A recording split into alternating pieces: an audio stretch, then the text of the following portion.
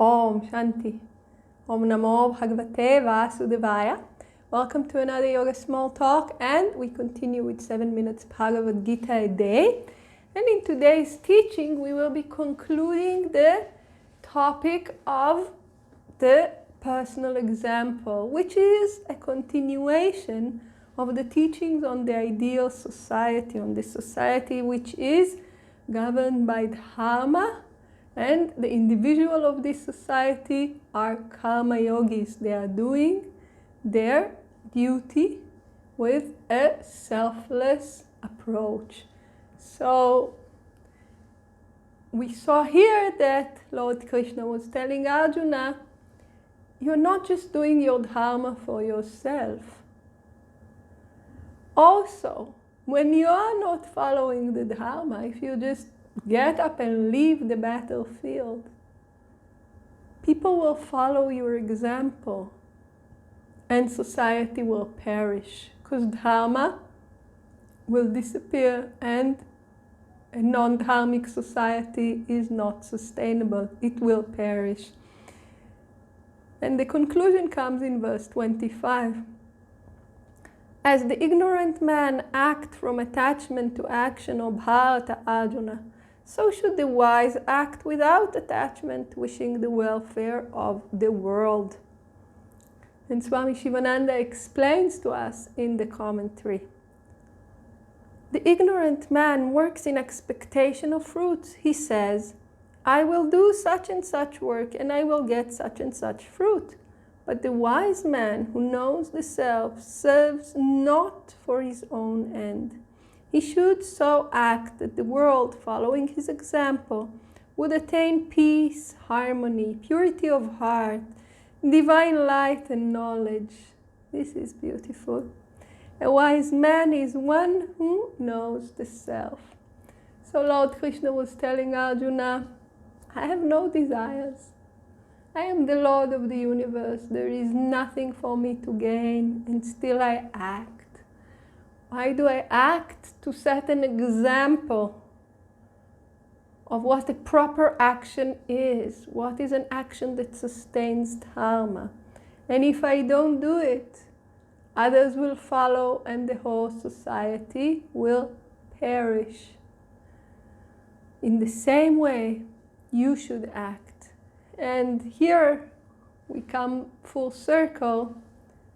Before you're a karma yogi, you act because you are attached to action. You have your gift, you're a great warrior, and you act. You want to reach victories. You want people to say, oh, what a great soldier he is, what a great warrior he is. Name and fame.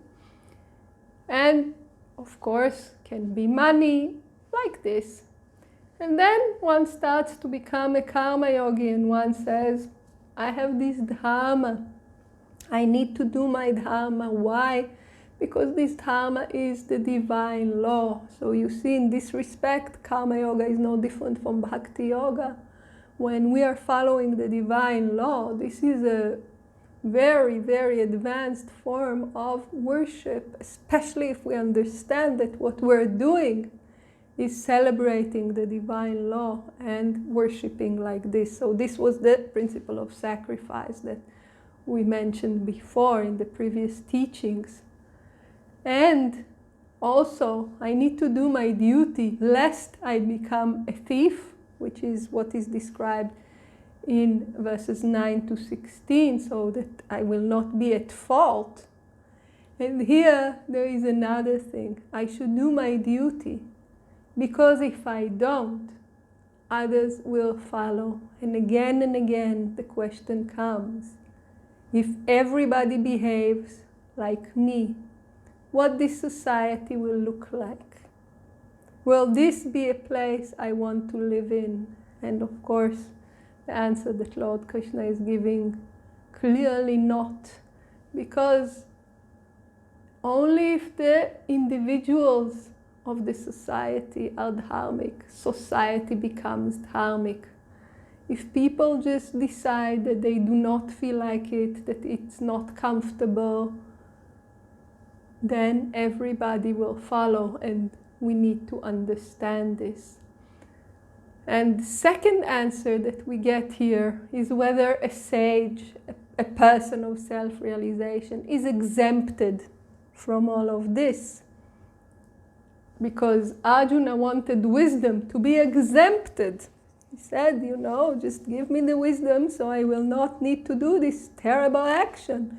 And Lord Krishna is telling him, if you have the wisdom, even more you will have to do this action, because a wise person acts for the well-being of everybody. He does not think how I will feel with this, if I'm comfortable or not comfortable. This is not a relevant consideration. The relevant consideration is what's best for everybody, and this is the sage's state of mind.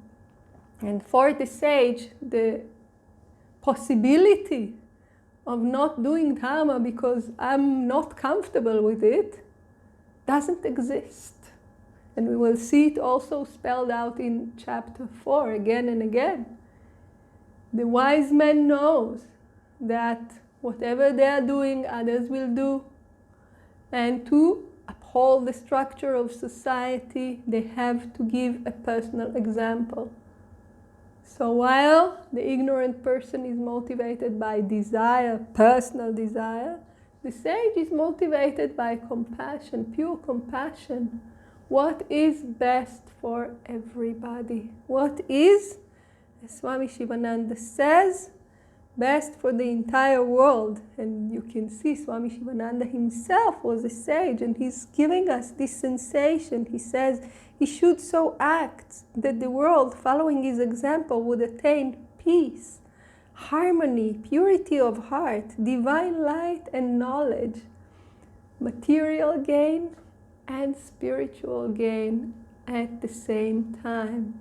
And this is the approach of a saint. So, dear Arjuna, Lord Krishna is telling, even if you have the wisdom, you will have to do it. But this time, not that you can get some personal gain, and not because it is your dharma, it is your duty, but because this is